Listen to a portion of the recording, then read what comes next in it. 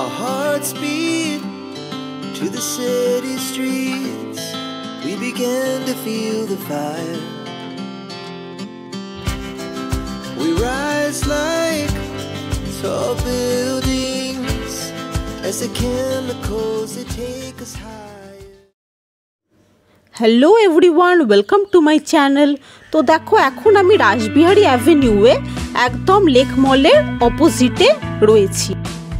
আজকে যাচ্ছি বানানা লিফ রেস্টুরেন্টে।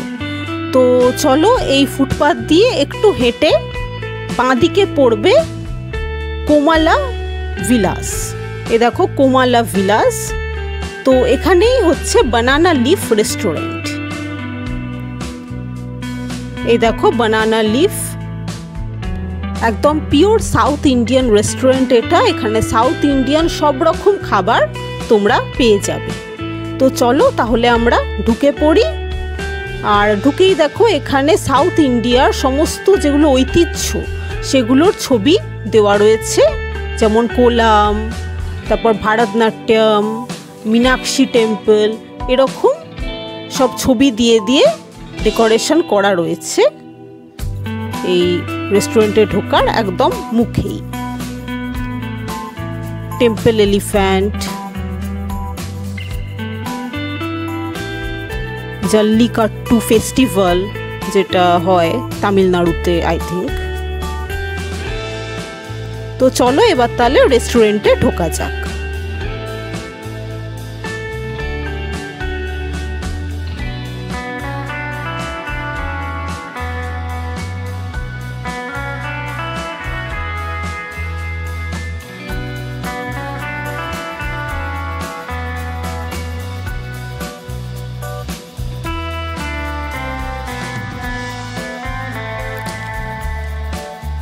তো দেখো এখানে আমরা নিয়েছি একটা ধনিয়া মশলা ধোসা। আর এদের বিশেষত্ব হচ্ছে এরা কিন্তু কলা পাতাতে খেতে দেয়। এই দেখো থালার ওপর কলা পাতা দেওয়া রয়েছে এবং তার উপরে খাবার একদম সাজানো। উফ, দেখেই বোঝা যাচ্ছে যে কতটা সুস্বাদু হতে চলেছে এই ধনিয়া মশলা ধোসা। আর আমরা নিয়েছি এক plate cheese chilli tomato uttapam. তো এই দুটো ডিশ এবার আমরা দুজনে ভাগাভাগি করে খেয়ে নেব। একদম অথেন্টিক সাউথ ইন্ডিয়ান খাবারের স্বাদ পেতে তোমরা অবশ্যই কিন্তু চলে এসো এই বানানা লিফ রেস্টুরেন্টে। দুটো আইটেমেরই কিন্তু দুর্দান্ত টেস্ট। তো দেখো এবার আমরা ফেরার পথে নেমে পড়েছি এক্সাইড মোড়ে। আর এক্সাইড মোড়ে আছে হলদিরাম। হলদিরামের ডিটেলড ভ্লগ আমি এর আগে আমার চ্যানেলে দিয়েছি, তাই আজকে ডিটেলসে দেখাবো না। তো এখানে আসার কারণ হচ্ছে গোলাপ জামুন। এখানকার গোলাপ জামুনের কিন্তু স্বাদই আলাদা। আমার মোস্ট ফেভারিট এই গোলাপ জামুন। আর তার সাথে আমরা নিয়েছি একটা মকটেল, স্ট্রবেরি স্লাশিস। এটাও খুব রিফ্রেশিং একটা ড্রিঙ্ক। তো এই দুটো জিনিস খেয়ে নিয়ে আমরা সোজা যাব বাড়ি।